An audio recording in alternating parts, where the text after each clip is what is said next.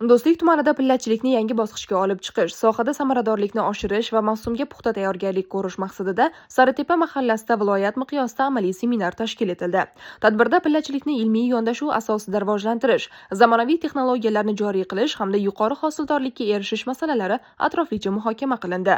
Seminarda viloyat hokimining o'rinbosari Gulnora Normurodova, Toshkent davlat agrar universitet professor-o'qituvchilari, tuman hokimliklarining sohaga mas'ul mutasaddilari, qishloq xo'jaligi mutaxassislari va tajribali pillakorlar ishtirok etdi. Tadbir davomida universitet olimlari tomonidan pillachilikda jahon tajribasi, intensiv usullar va innovatsion yondashuvlar yuzasidan taqdimotlar o'tkazildi.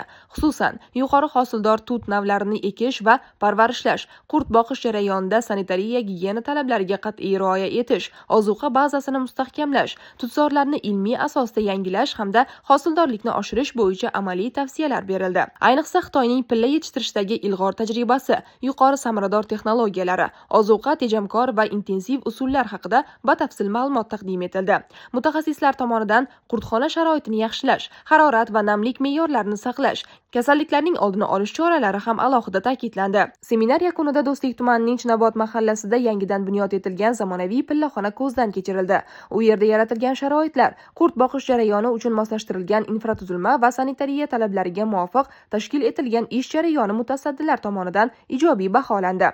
Mazkur amaliy seminar pillachilik tarmog'ini yanada rivojlantirish, sohada ilg'or va samarali tajribalarni ommalashtirish, fermer va pillakorlarning bilimi hamda ko'nikmalarini oshirishga xizmat qiladi. Bu esa o'z navbatida hududda pilla yetishtirish hajmini ko'paytirish va eksport salohiyatini mustahkamlashda muhim ahamiyat kasb etadi.